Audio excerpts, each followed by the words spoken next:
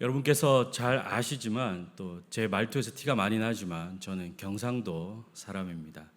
네, 서울에서 산지 반년 정도밖에 되지 않았어요. 네, 티가 많이 나죠. 애써 감추고 있지만 감출 수는 없는 것 같습니다. 저는 평생을 대구에서 살았고요. 서울 오기 전에 2년 정도 창원에 있었어요. 그러다 보니까 이제 평생을 경상도에 살았고 이제 서울에 산지 6개월, 7개월 정도 되는 그런 상황이 있습니다. 제 고향 대구에서는 이 만나가 아주 친근한 단어예요. 만나. 대구 사람들이 만나를 아주 좋아하거든요. 네. 어떻게 좋아하냐면 누가 아주 기쁜 이야기를 하면 와, 만나. 슬픈 이야기를 들어도 만나 웃잖아 이러거든요. 놀라도 만나 진짜가 이러거든요. 만나가 아주 친근한 동네에서 제가 살았습니다. 네, 그냥 웃자고 한번 해본 이야기고요. 네, 오늘은 만나에 관한 이야기를 함께 좀 나누어 보려고 합니다. 알고 기억하고 전수하라는 제목으로 함께 은혜 나누기를 소망합니다. 이스라엘 역사 가운데는 항상 하나님께서 함께 하셨습니다. 그 하나님은 그저 단순히 함께 하는 것뿐만이 아니라 함께 하시면서 모든 상황을 인도하시고 필요한 모든 것을 채우시고 적극적으로 도와주시는 그런 하나님이었습니다. 하나님의 창조 목적 자체가 우리를 사랑하시고 우리를 통해 기쁨을 얻으시는 것이 목적이었기 때문에 하나님은 우리의 삶에 적극적으로 개입하시고 우리를 통해서 기쁨을 받으시려고 우리의 삶을 인도하십니다. 이스라엘의 역사 자체도 그러했다라는 거죠. 아브라함과 이삭, 야곱 그리고 요셉에 이르기까지 이스라엘의 믿음의 조상들은 여호와만을 온전히 섬겼고 여호와의 인도하심과 그 약속을 붙들고 은혜를 경험하는 놀라운 인생을 살았습니다. 그리고 지금 이 광야 가운데 있는 이스라엘에게도 그 조상들의 믿음의 DNA가 고스란히 남겨져 있다라는 거죠. 그런데도 아쉽게도 애굽 땅에서 지내는 동안 수백 년 동안 이 이스라엘은 하나님을 잊어버리게 되었습니다. 아브라함과 이삭, 야곱과 요셉과 함께 하신 그 여호와 하나님을 잊어버리게 된 것이죠. 그래도 여러분 어떻습니까? 그 DNA는 지워지지 않았기 때문에 결국 이들이 친부모와 만나게 됩니다. 마치 유전자 검사를 통해서 부모와 자녀가 만나게 되듯이 하나님께서 이제 내 백성, 내 자녀 이스라엘을 찾으시는 거죠. 하나님이 이 백성을 찾으시고 다시 하나님의 자녀된 백성으로 삼으려 하십니다. 그래서 하나님은 출애굽을 강행하셨고 홍해 바다를 건너게 하셨고 이제 광야의 길로 이들을 인도하시는 거죠. 약속의 땅에 이르기까지 하나님은 이 백성들을 인도하실 예정입니다. 문제는 오늘 이 상황 가운데 있는 광야라는 거죠. 이스라엘이 자신들은 애굽을 부모로 섬기는 자들이라 착각하며 살아왔습니다. 아니었다라는 거죠. 그들의 부모는 하나님이었습니다. 이제야 자신들을 애굽의 압제에서 해방시켜줄 부모를 만났어요. 놀라운 기적과도 같은 10가지 재앙을 눈으로 보았죠. 구름 기둥과 불 기둥으로 인도하시는 하나님을 만났고 홍해 바다를 가르시는 하나님의 그 능력을 보았습니다. 이스라엘의 마음이 어떠했겠습니까? 와, 이 하나님만 잘 따라가면 모세가 말한 그 젖과 꿀이 흐르는 땅, 그 땅에서 우리가 편히 먹고 누리며 쉬며 살 수 있겠구나. 이 진짜 부모를 만났다 하는 거죠. 마치 가난하게 살던 청년이 알고 보니 대기업 회장님의 아들이었다라는 드라마처럼 이제 이 백성들이 그런 부모님을 만나게 된 거예요. 그런데 여러분 지금 이 16장의 상황이 어떤 상황입니까? 이들이 애굽에서 나온 지 45일이 지났는데 여전히 이들이 광야 가운데 있다라는 거죠. 오늘 본문 1절을 보시면 온 회중이 신광야에 이르렀는데 애굽에서 나온 후 둘째 달 15일이다 그렇게 기록합니다. 45일 정도가 지난 것이죠. 게다가 여러분 12장을 잠시 보시면 12장 39절입니다. 잠시 보시면요. 그들이 애굽으로부터 가지고 나온 발교되지 못한 반죽으로 무교병을 구웠다 이렇게 기록하고 있습니다. 이들이 애굽에서 쫓겨남으로 지체할 수 없었고 아무 양식도 준비하지 못했다라고 기록하고 있습니다. 그런 상황인 채 지금 45일이 지난 거죠. 발교되지 못한 반죽, 즉 발효되지 않은 생반죽을 가지고 나온 거예요. 많이 가지고 나오지도 못했겠죠. 또 가지고 나온 것은 금방 상해버리니까 빨리 먹을 수밖에 없다라는 거죠. 그렇게 45일이 지났고 이제 이 백성들은 배고픔과 굶주림에 처해 있습니다. 젖과 꿀이 흐르는 땅을 기대했는데 45일이나 그렇게 인도하심 받아서 왔는데 광야 사막이 계속되고 있고 먹을 양식은 이제 다 떨어져 버린 그런 상황이다라는 거죠. 이제야 능력 있는 부모를 만났는데 그 부모가 인도하는 길로 갔더니 아무런 양식도 없는 광야 한가운데 자신들의 인생이 놓여져 있는 거죠. 어쩌면 우리의 삶과 비슷하다는 생각이 듭니다. 예수님을 믿게 되었고 희망을 가졌고 또 그렇게 열심히 기도하고 예배 드리면서 말씀도 묵상하고 살아가는데 여전히 우리의 삶에는 어려움이 있다라는 거죠. 때로는 광야 같은 삶이 우리 앞에 펼쳐지기도 한다라는 거죠. 오늘 이 본문 말씀을 통해서 광야 같은 우리 인생에서 우리가 어떻게 살아가야 하는지 삶의 자세를 한번 생각해 보기 원합니다. 먼저 첫 번째로 우리가 알아야 할 것이 있습니다. 우리와 지금도 함께 하시며 우리를 여전히 인도하시는 분은 전능하신 여호와 하나님입니다. 이스라엘 백성이 광야에서 어려운 가운데 있지만 지금 이들과 함께 하시면서 이들을 인도하시는 분은 다른 어떤 이상한 신이나 사람이 아니라 전능하신 여호와 하나님입니다. 그 하나님의 부르심과 인도하심에는 후회가 없습니다. 하나님의 계획과 작정 그리고 실행에 있어서는 오류가 없고 실수가 없습니다.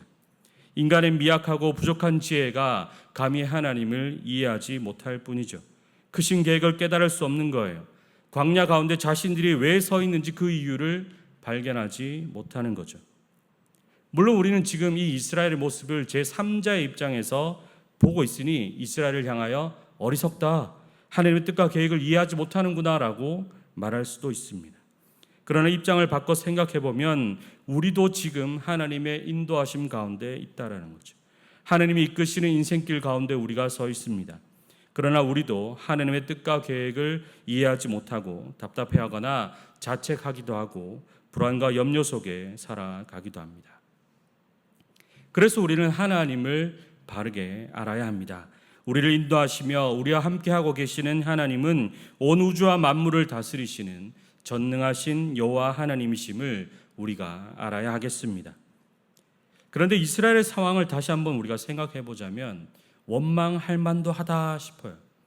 지금 상황은 너무나 혹독한 상황이다라는 거죠. 그들이 어떻게 원망하고 있습니까? 여러분 3절을 보시면 우리가 애굽 땅에서 고기 가마 곁에 앉아 있던 때와 떡을 배불리 먹던 때에 여호와의 손에 죽었더라면 좋았을 것을 하고 원망하고 있다라는 거죠. 일단 그 애굽 땅에서 종이었고 고된 노동을 했고 바로가 남자아이는 다 죽이는 그런 상황이 있었지만 그래도 그때는 고기도 먹을 수 있었고 떡도 있었다. 차라리 그때 죽었으면 좋았을 것을 이렇게 하나님을 원망하며 불평을 늘어놓는 이스라엘 백성을 볼 수가 있겠습니다.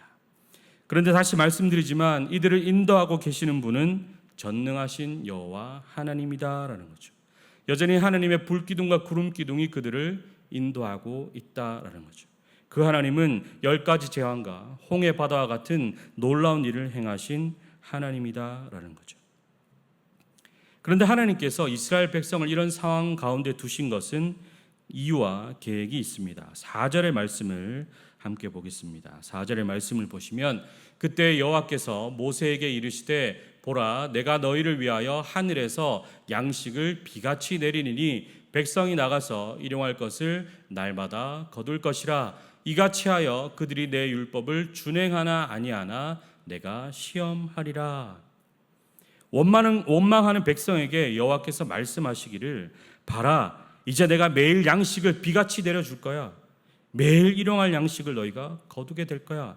그리고 너희가 율법을 지키는지 아니하는지 내가 지켜볼 거야 라고 하시는 거죠. 이 광야가 율법 준행의 시험 무대라는 거죠.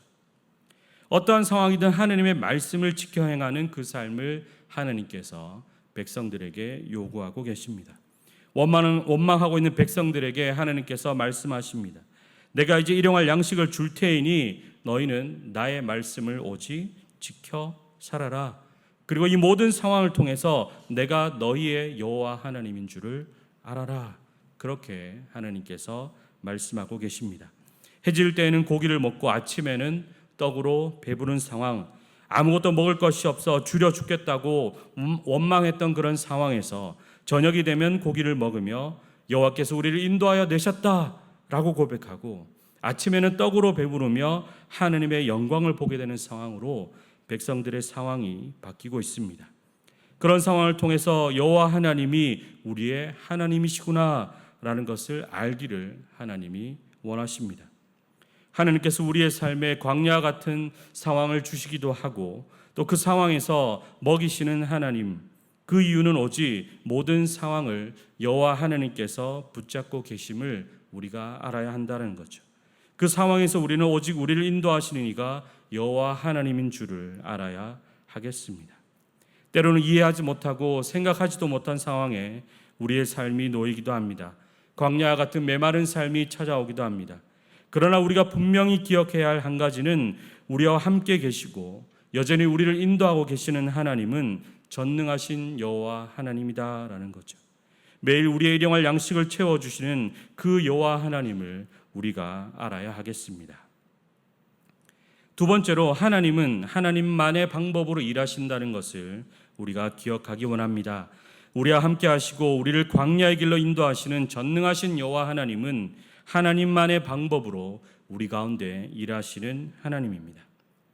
이스라엘의 역사를 살펴보면 이스라엘은 계속해서 같은 실수를 반복합니다.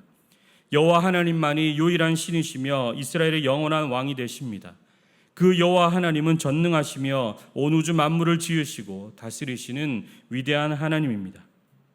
하지만 이스라엘은 그 하나님을 기억하지 못하고 자꾸만 실수를 반복한다라는 거죠.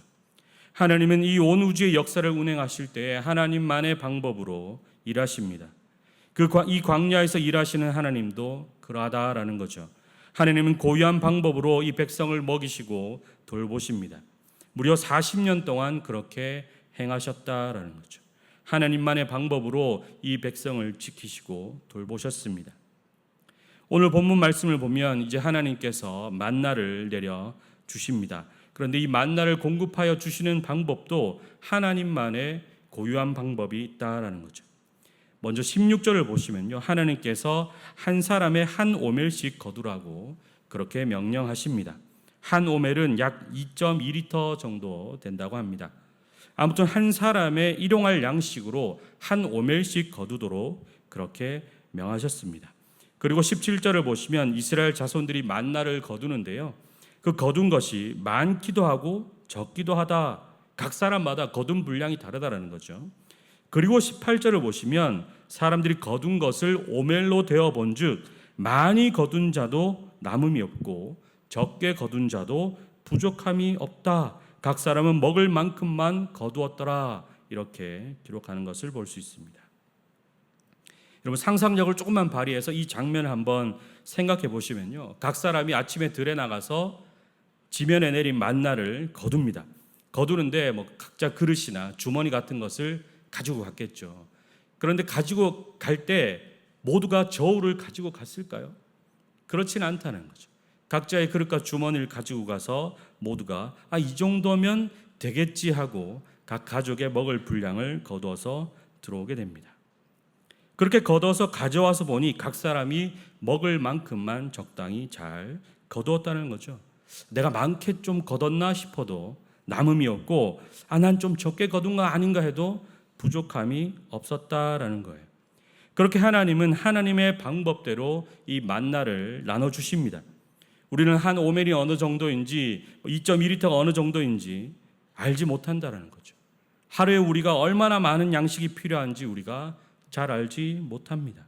그런데 하나님은 각 사람에게 필요한 만큼만 적당히 매일 40년 동안 공급하여 주셨습니다. 백성들이 스스로 자신의 분량을 거둔다고 생각하지만 실상은 하나님께서 그날 그 가족에게 각 사람에게 필요한 만큼 거두도록 하나님이 일하고 계신다라는 거죠. 또한 하나님은 6째 날에는 2배를 거두도록 하셨습니다. 안식일을 준비하기 위함이죠. 2배를 거둔다는 것도 어려운 일인 것 같아요. 하지만 백성들은 거두었고 각 사람이 필요한 분량만큼 정확히 거두는 은혜를 40년 동안 누렸습니다. 이것이 하나님의 일하시는 방법이다라는 거죠. 하나님은 백성들을 먹이시되 각 사람에게 그날 필요한 만큼의 분량을 정확히 공급하셨습니다. 40년 동안 수많은 사람들의 수요를 다 아시고 정확히 공급하셨으며 40년 동안 모자람이나 부족함 없이 남음이 없이 정확하게 공급하시는 하나님을 우리가 볼 수 있습니다. 그런 하나님의 일하심을 백성들은 기억해야 했습니다. 하나님은 전능하셔서 장정만 60만 명, 그 외 가족들과 가축들 그리고 함께한 다른 족속들을 합치면 수백만이나 되는 생명들을 40년 동안 적절히 먹이셨다라는 거죠. 그런데 이 백성들은 그 하나님을 기억하지 못하고 자꾸만 망각하며 실수를 반복합니다. 19절의 말씀을 보시면요, 하나님이 오늘 아침에 각 사람에게 필요한 만큼 만나를 주셨습니다. 그런데 어떤 이는 불안한 마음에 그것을 다음 날까지 남겨두는 거죠. 혹시나 내일은 안 내리지 않을까 하는 마음에 남겨두는 거예요. 결국 20절의 말씀처럼 결국 벌레가 생기고 냄새가 나서 먹지 못하게 되었습니다. 또 27절의 말씀을 보시면 일곱째 날에는 만나를 거두러 나간 사람들이 있다. 여섯째 날에 이틀치 분량을 거두어야 하는데 여전히 하나님의 일하시는 방법을 기억하지 못하고 제멋대로 행하는 그런 사람들이 있었다라는 거죠. 그런 백성들을 향해 하나님은 28절의 말씀에서 어느 때까지 너희가 내 계명과 내 율법을 지키지 아니하느냐 그렇게 책망하시기도 합니다. 우리는 기억해야 하겠습니다. 하나님은 하나님의 방법으로 일하십니다. 하나님의 방법으로 일하시되 우리를 채우시고 적절히 공급하여 주시는 하나님입니다. 그것이 영적인 것이든 우리의 삶에 필요한 것이든 하나님은 우리에게 필요한 것이라면 반드시 채우시는 하나님입니다. 하나님의 방법으로 우리에게 채우시는 분이십니다. 또한 하나님은 오늘의 흡족한 것으로 채우시며 우리에게 안식을 주시는 하나님입니다. 안식은 하나님의 창조의 원리며 하나님께서 창조하실 때 사용하신 방법입니다. 하나님께서 이 안식의 원리로 세상을 창조하셨기 때문에 우리는 반드시 이 땅에서 이 안식의 원리로 살아가야 합니다. 6일 동안은 오늘의 흡족한 은혜로 채우시는 하나님, 그리고 안식일에는 주님과 함께 평안을 누리도록 하시는 하나님, 그 하나님의 일하심을 기억하고 믿음으로 오늘 하루의 삶을 살아가는 우리가 되기를 소망합니다. 하나님께서 하나님만의 방법으로 반드시 우리를 위해 일하심을 기억하는 우리가 되기를 소망합니다. 마지막 세 번째로 우리는 이 하나님의 일하심과 하나님의 전능하심을 전수하는 삶을 살아야 하겠습니다. 만나를 내려주시며 하나님은 한 가지를 명령하셨습니다. 이 만나 한 오멜을 거두어서 너희의 대대 후손을 위하여 간수하라고 말씀하셨습니다. 광야에서 하나님께서 어떻게 일하셨는지, 어떤 방법으로 백성들을 먹이시고 살피셨는지 가나안 땅에 들어가서도 잊지 않고 기억하라며 대대손손 하나님의 이름을 전하라고 말씀하셨습니다. 광야 1세대라고 불리는 모세의 세대와 광야에서 태어난 광야 2세대, 즉 여호수아의 세대는 이 하나님의 일하심을 경험한 세대입니다. 40년 동안 먹이시고 채우시는 하나님을 경험했습니다. 전능하신 하나님과 그의 일하심을 경험한 세대라고 할 수 있습니다. 물론 이 광야 1세대와 2세대가 실수한 적도 있고 불평과 불만을 하나님 앞에서 늘어놓은 적도 있습니다.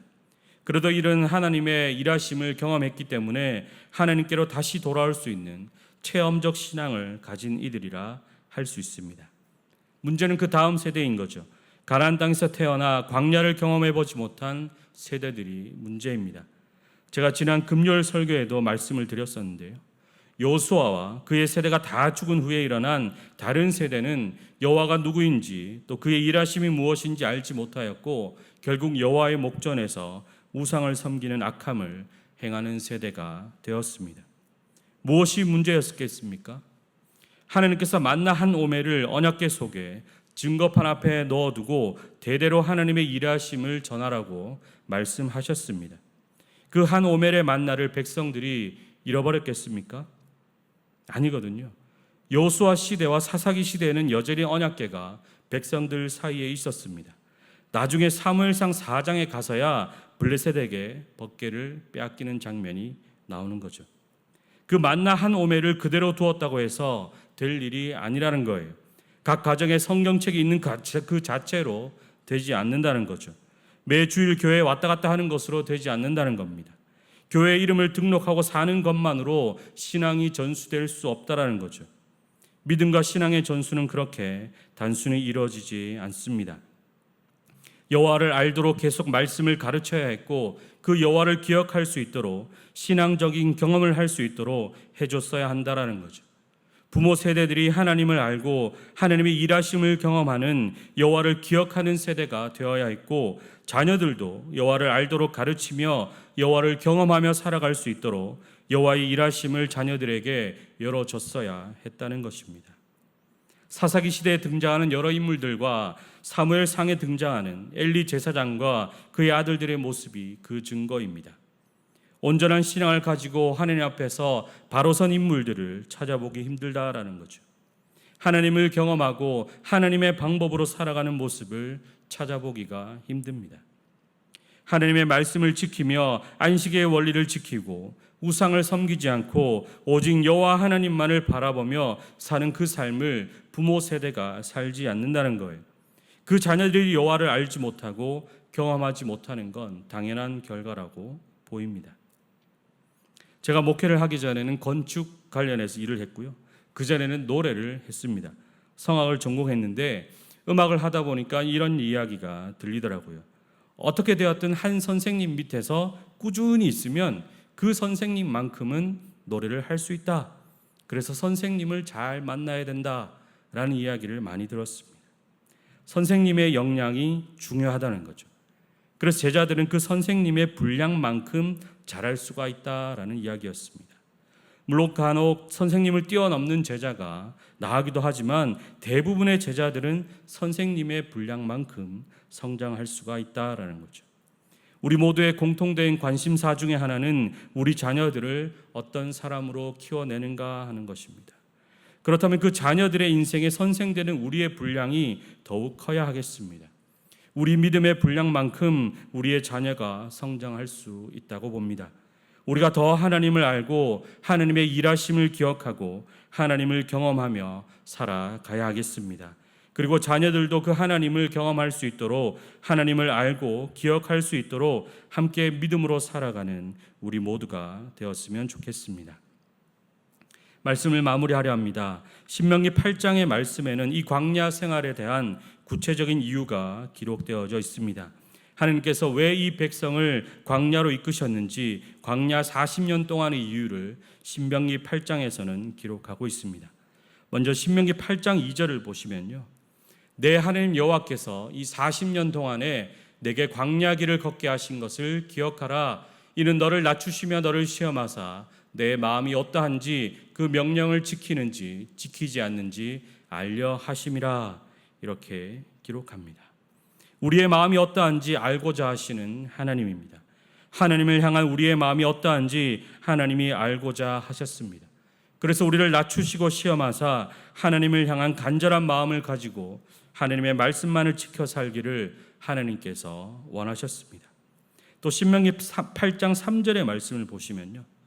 비슷한 말씀입니다. 너를 낮추시며 너를 줄이게 하시며 또 너도 알지 못하며 내 조상들도 알지 못하던 만나를 내게 먹이신 것은 사람이 떡으로만 사는 것이 아니요 여호와 입에서 나오는 모든 말씀으로 사는 줄을 내가 알게 하려 하심이니라.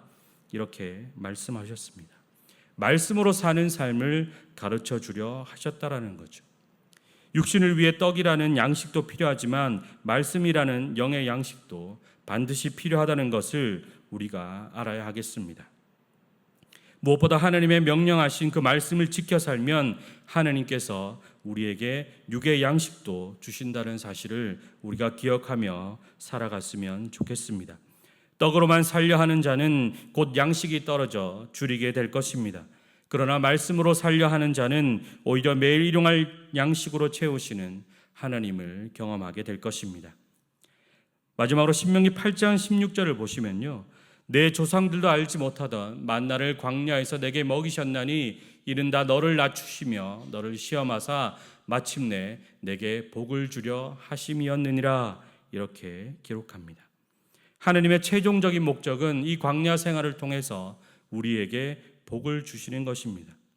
우리가 광야 같은 인생이라 할지라도 적절히 먹이시는 하나님을 알고 기억하며 그의 말씀에 순종하여 살면 하나님은 마침내 우리에게 복을 내려 주십니다.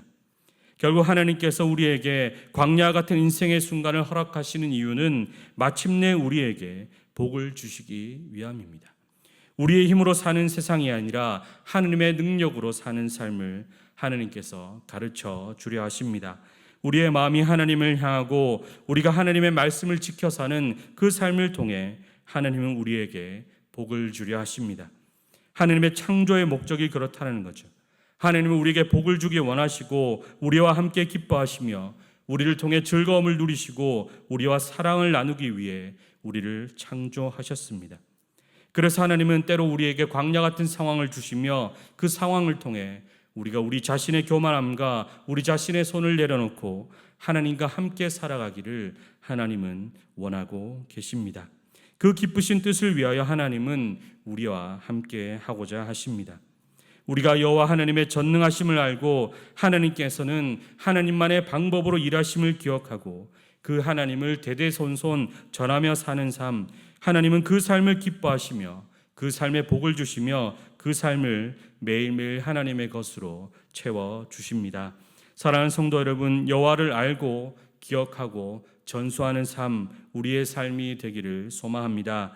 매일매일 주시는 은혜에 만족하며 감사함으로 살아가는 삶, 내일도 반드시 채워주시는 하나님의 전능하심을 믿으며 살아가는 우리가 되기를 소망합니다. 하나님의 방법으로 확실하게 일하시는 하나님, 말씀대로 사는 자에게 반드시 복을 주시는 그 하나님을 기억하며 사는 우리가 되기를 소망합니다. 그리고 그런 삶을 우리 자녀들도 살아갈 수 있도록 믿음으로 함께 성장해가며 하나님을 날마다 경험하며 살아가는 우리와 우리 모든 자녀들이 되기를 간절히 소망합니다. 아멘.